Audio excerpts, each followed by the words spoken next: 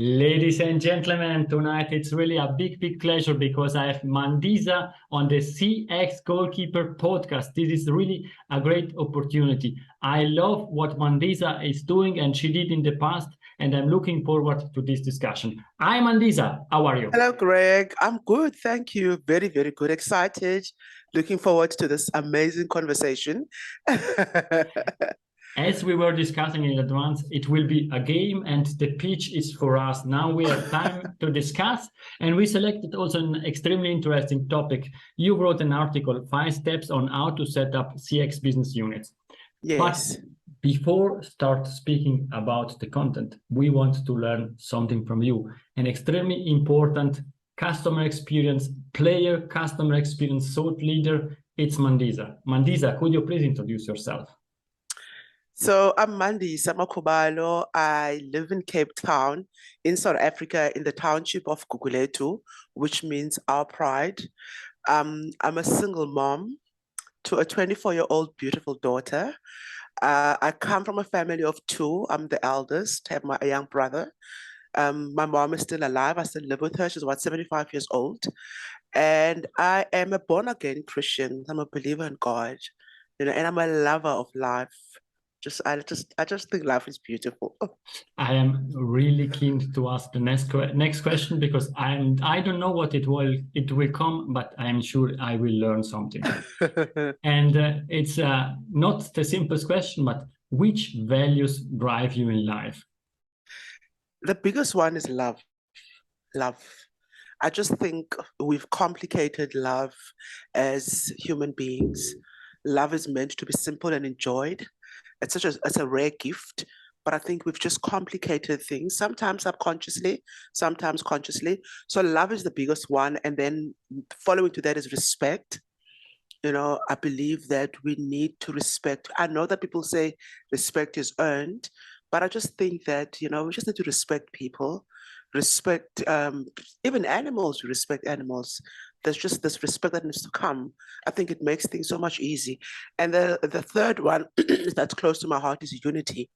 I'm all about just being united as people. And I think love does that. Love unites us. And this is a strong sentiment. And with love, you can unite people. And I think this is also the magic behind soccer teams and customer experience teams, that they need to work together with one goal, everybody doing the best, her best, or his best in order to achieve that. Yeah. And you did also something that is extremely interesting. I had the opportunity to read that. It's this article that I mentioned earlier, 5 steps on how to set up your customer experience business unit. And the first question I would have is, where does the need come from to create such an important article? So I'm consistently looking at what happens in the market. I'm consistently following businesses, trying to see where I can add value, where I can bring a fresh perspective. So what I had done is, I spent a couple of weeks looking at all of these job opportunities that were coming up, adverts for positions in the CX space predominantly. And I also looked at what was the similarities within these job specs? What were the gaps? What were the opportunities? What were companies communicating through these job adverts? Because that's a communication. It's actually giving you a lens into the company. That's my perspective. If you really want to know what's going on, where the company is going, what's their priorities, you look at the job specs, that tells you their priorities. And I had a series of conversations with CX business leaders that were all talking about their challenges with, winning those budget battles with budget approvals for setting up their teams. It's a big frustration. On the one end, I'm seeing all of these job specs popping up everywhere. And on this side, I'm hearing this, this businesses are saying that we're not getting budget approvals. And I realized there was a problem.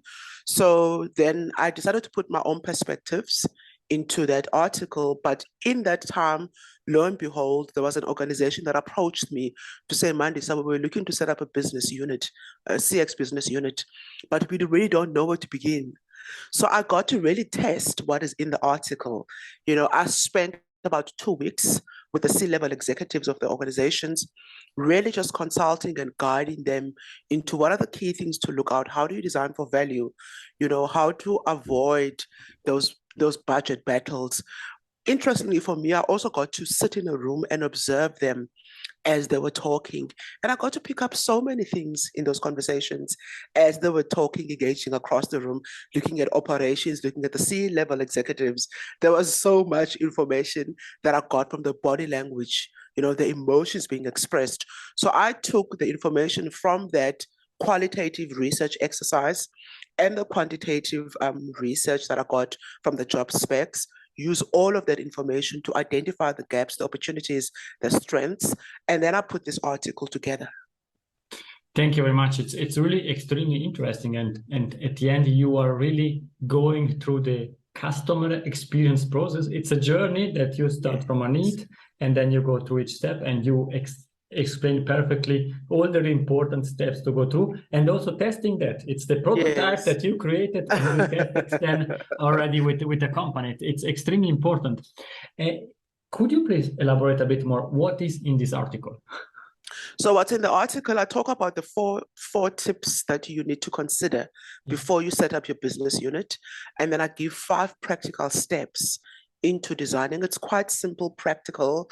And I'm sure that when most business leaders look at it, it will be easy for them to understand what is contained. But it was really trying to make it as simple as possible, and bring that practicality into the document.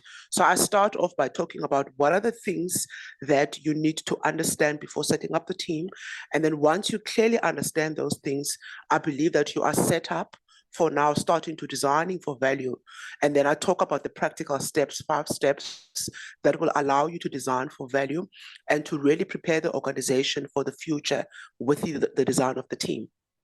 Thank you very much. And now we are really curious, which are these four tips?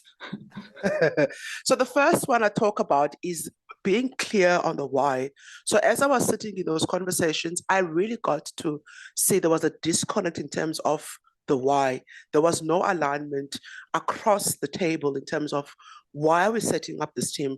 On the one end of the spectrum, you have the operational team talking about a recruitment problem. And then you have the C-level executives talking about a need to respond to a business problem. So already there's a clash in terms of how they perceive, the design of this team. And then also the second part is about, are you able to plan? Because I say that planning is your friend. So I found that because there was this pressure from an operational perspective, planning was completely neglected and the importance for planning, which from a C-level executive, there's a financial implication if you do not plan. So by you being able to plan as a business leader, you are really able to understand and articulate everything to do with your design. It gives you a strategic roadmap, and it also allows you to connect what you're going to do with the organization's strategic goals and the organization's priorities. But without that, the planning in place, you really cannot design for value. And you can't expect someone to buy into something that doesn't have a plan. So that's the second thing that you need to be aware of. And then thirdly, I spoke about being forward thinking. What I did find was that because at the moment, we're almost past COVID-19, but still in COVID-19, there's almost this knee-jerk approach to designing. We need to do this now because everybody's focusing on CX. So there's no forward thinking within the leaders, but every organization has a 5-year plan, a 3-year plan, a 10-year plan, from a vision perspective. And that's how the C-level thinks like. But at an operational perspective, the thinking is not aligned to that. So there's no forward thinking with business, with the head of departments. And as a result, you end up finding that you hit this bottleneck when engaging with your C-level executive because you're not displaying that level of forward thinking. How can you set up a team that's going to set up the organization for success in the future? What does this team look like in the next 10 years to come? That kind of thinking was not there. It was quite evident in the conversation. And then finally, having a well-documented plan. So I did not see that documented plan. All I could hear is the need for setting up this business unit was in the heads of these business leaders. And it's easy to have a plan in your head, But for you to really get someone to put money on it, there needs to be a well-documented plan. So those are the four things. It's about being clear on the why. Secondly, planning is your friend. Thirdly, being forward thinking as a business leader. And then the last one is about really having that plan documented, because when you document the plan, you are able to have the snapshot and a very visual representation of what it is that you're going to do. And it's easy to convey the message to your stakeholders when you have a well-documented plan. Because unfortunately, that's the reality with C-level executives. There's plans and plans and documents and documents. So there's no way you can get in the boardroom without that documented plan. Sure. I think these four suggestions are really important, and trying to think also from another angle. It's not only about creating a CX team, it's for each unit, for each department, and at the end also for a business. This is what you really did. And often I see a lot of startups failing because they don't have the plan. They have the idea, but they don't have a plan. By when do we need to have done that? By when do we want to go to the next step? And which point in time you decide, yes, we continue, or no, we stop. And therefore, I think this is extremely important. The other thing that you mentioned already, I think 3 times, it's 3 words that I think are extremely important. And therefore, I would like to ask you for a definition and for your explanation. Design for value. What do you mean exactly using these words? So design for value really looks at the value from an organization perspective, and design and value from a customer perspective. So there needs to be value for the customer and value for the organization. The organization looks at things like ROI. What's the return on investment? What's the financial implication of us, making this investment, because there's cost associated with setting up a business unit.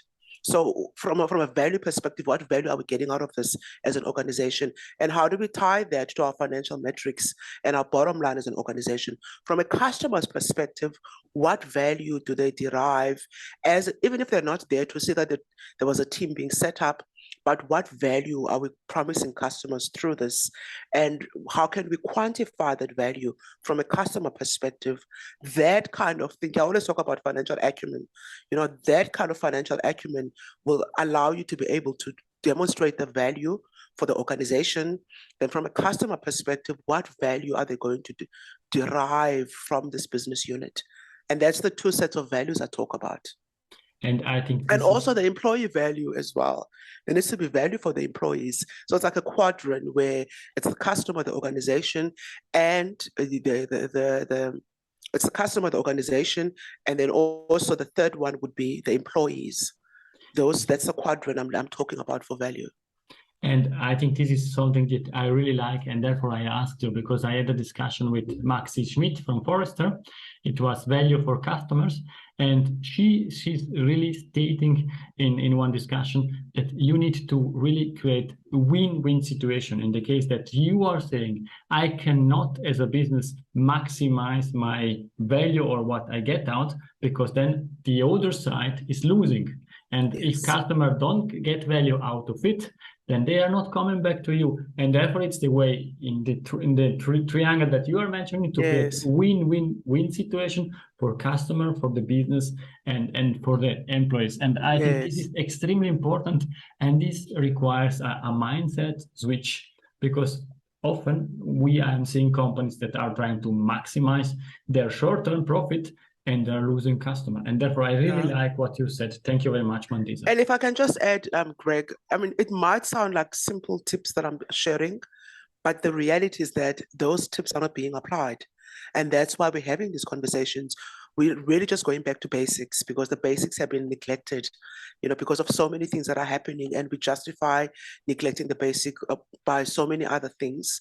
So as much as it sounds simple, but the reality is that it's not happening, and we need to go back to the drawing board. What you are saying is extremely important. A lot of people speak about CX, but not really everybody is doing CX in the right way. And therefore, I think what you are sharing, it's great. After this interesting 4 suggestions, now you spoke about 5 steps. Could you please elaborate also a bit on these steps? So the 5 step is really forcing a CX business leader to, for once, take off your CX cap, because we think customer personas, we think empathy, we think customer journey maps, we think frameworks, but now it's saying that as a CX business leader, we're really saying that it's time for you to put off your CX cap on the side and realize that you can't build in isolation of an ecosystem that you are operating in. So the 5 steps, we start by looking about saying that you need to set up business unit goals and objectives for the team that you are building. And that needs for you as a business leader to start saying that, what is the company's current status? What is the organizational vision? You know, what are the priorities for the organization? And then once you have a very clear understanding of all of that, you then look at how can you explore solutions from having an understanding the company status, the priorities of the organization, and understanding the values of the organization. Then how can you start developing, exploring solutions that can be articulated into goals and objectives? Because there needs to be that connection to the bigger goals. You can't build in isolation of that. Every organization has corporate strategic goals. You know, they have the company vision, priorities as an organization, and then you have all of these functional strategies. And customer experience is a functional strategy that exists in an ecosystem of other strategies. You know, it's not the organizational strategy. So when you start building the goals and vision and the goals and the objectives for the department, you need to show an understanding and respect of those, because immediately you start then being able to speak the way the budget approvers speak. You know, you are able to speak from their space and not from a CX perspective, but you speak from an organizational level. You are showing a very high level way of thinking. You know, you are highly respected for thinking in that manner. You know, that's how leaders think. Like, you don't think at an operational level, but it needs to start at that level, and then you narrow it down. So once you've done that, then you start then building the set of goals and objectives that are really fully aligned to the organization's corporate strategy. And that's very important. So once you've done that and you've built the set of goals and objectives, then you start defining the business unit strategy. And it's really saying, how are we going to go about achieving those goals and objectives? And that strategy will inform that. But there needs to be this connectedness. You know, the reason why most teams would seem like they're failing, there's no connectedness. You know, everything is built in silos. There's no connection from the top to the bottom. So once you then started, once you've built you've got, let's say now you've got the goals and you've got the objectives, and then you go into a process of saying, now we're going to build a strategy for this business unit. And you need to always keep in mind that you are developing a business unit that is intended to solve a business challenge. That is the bottom line. What is that? Always go back. Never lose sight of that. If you have to keep that up in your office somewhere, then by all means do that. But there's always got to be that, how is my decision that I'm making today allowing me to support the organization in achieving its goals? You know, and then you start then developing, you know, those actions that needs to happen. But it's quite important that a strategy must be in place. And the strange thing, Greg, is that we as CX professionals are telling our customers to do this, but we're not doing it. That's what I found. You know, we're so good at saying, oh, a CX strategy, oh, goals and objectives. But when we need to do this as a business leader in a corporate, it's not happening. And yet we're advocating for this. So that's quite important. And then once you've built your strategy, then you go about preparing a business case. And this is why I'm saying that it is now challenging you to think outside of CX, you know, to think as a business leader. So you build a business case. The business case is one of the strongest communication tools that you are going to use as a business leader in communicating with the budget approvals. And it needs to have all the elements that needs to be cited by your by your budget approvers. There we're looking at the financial implication of setting up the team. You know, what's the financial implication on the revenue? You need to show an understanding of all the potential costs and overheads of setting up that team. You need to show an understanding of the business processes that would come with your team. You need to look at the technology requirements that are going to come with that team. You need to look at the, you know, the policies. You need to look at everything to do with that business unit. You're not only looking at, the customer personas and the maps. Those things will happen. It's byproducts, but it's important to show what are the critical elements that are needed to be fulfilled for that to come to life, and that you communicate to the business case. What I've suggested to the previous organization is that you cannot build that business case in isolation of other stakeholders. In the process of building that business case, you need to map out the critical stakeholders that you are going to need to engage. And one of the key stakeholders would be engaging with your CFO, because they look at the numbers, they manage the budget. You engage with your human capital, chief of human capital, because they understand the science behind bringing a human capital on board. You don't have that information, and it requires a level of maturity in saying that, what do I know and what do I not know?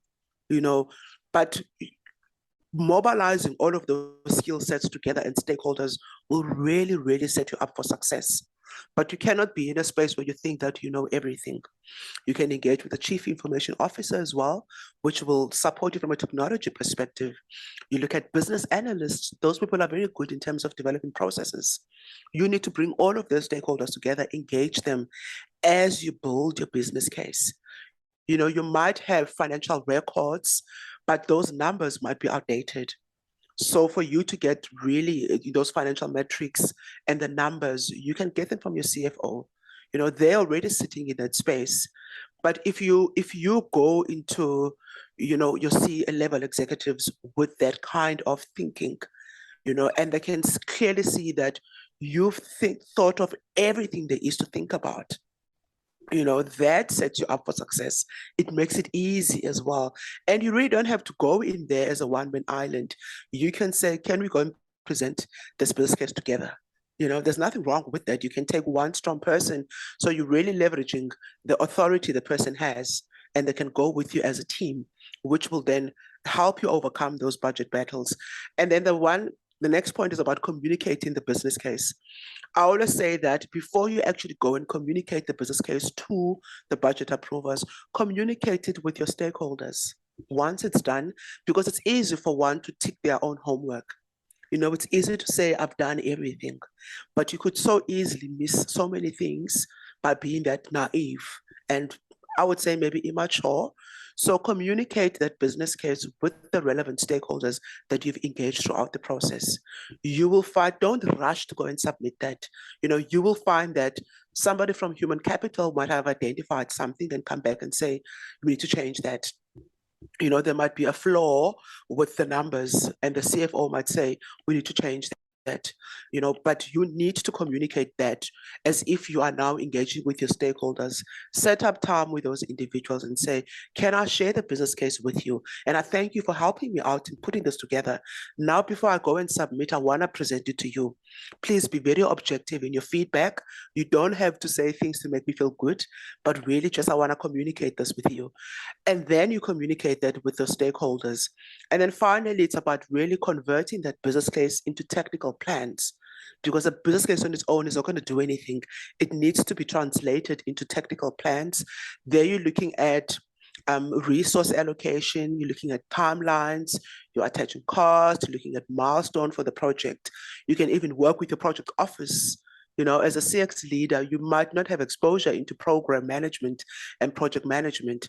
So, get the support of a project office in saying, can we put this, obviously they are used to presenting projects to the C-level executives. So they can help you understand how best to communicate your business case to those people, because they're already familiar with how information is presented to those, those decision makers around the finances and the budget. So it's just to summarize everything, it's about really starting off with setting up the business unit goals and your objectives. And then you define a strategy in terms of how you're going to achieve those. Once you've done that, you then prepare a business case, and then again, the critical thing there is about engaging the stakeholders. Don't make a mistake of doing that in isolation of this massive ecosystem, because there's so much collective wisdom that sits in that ecosystem. So you need to tap into that, and then about communicating the business case, and then finally converting that into tactical plans. Then you can present that information to your budget approvals, because that's really how they speak. And when you communicate that, it doesn't have to be a lot, text intensive. You can use visual representation to communicate that, at a very high level, but really that's how they speak. Because the first question they're going to ask you, so how is this going to help us achieve our strategic goals? What is our strategic goal? What is our priority for the next 2 years?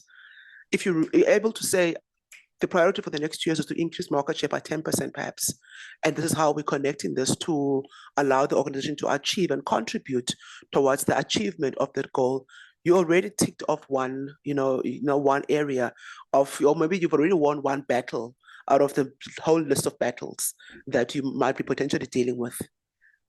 It's really great, but because what you are understanding, what you're saying, it's incredible, because you are sharing in an extremely simple and understandable way the steps that everybody needs to go through. And it's not only customer experience, it's for everything. I allow myself to say it's not new, but as you said, it's something that we forget and people are forgetting. And having this opportunity to make one step back and reflect what I need to do.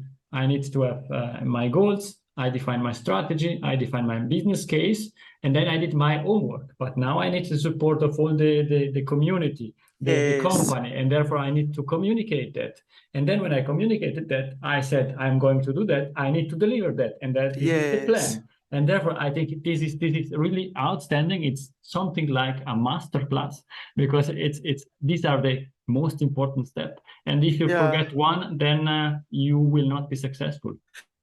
And if I can just also add, Greg, if you look at what I've said to you now around the 5 steps, at no point in time did I talk about the positions, like your chief experience officer. At no point in time. That's the least of your worries. And what I have found is that when I was sitting in those conversations, listening to all of these frustrated business leaders, they're already talking about positions. They already know what roles must be in place. They've got the titles already, and there's almost this blanket approach in terms of role definitions and positions. And there can't be a blanket approach, because in the African context, it's different to the Western side. So you can't apply a blanket approach in terms of positions, but that's the least of your worries. The first thing that you need to be clear about is how is what I'm doing going to solve a business problem? And am I aware of that business problem? And how do I tie my actions to that business problem continuously? And then you can start really mapping out the positions and giving them fancy titles and all of that. But even once you've gone through this process, you are able to come up with contextualized job specifications, because all of that is informed by this very detailed and thorough process that you have gone through. So you don't have to take a job spec that's already in the market and say, from a benchmarking perspective, I'm going to use this job spec. But you really contextualize the job specifications to your organization, because you have gone through this very thorough process.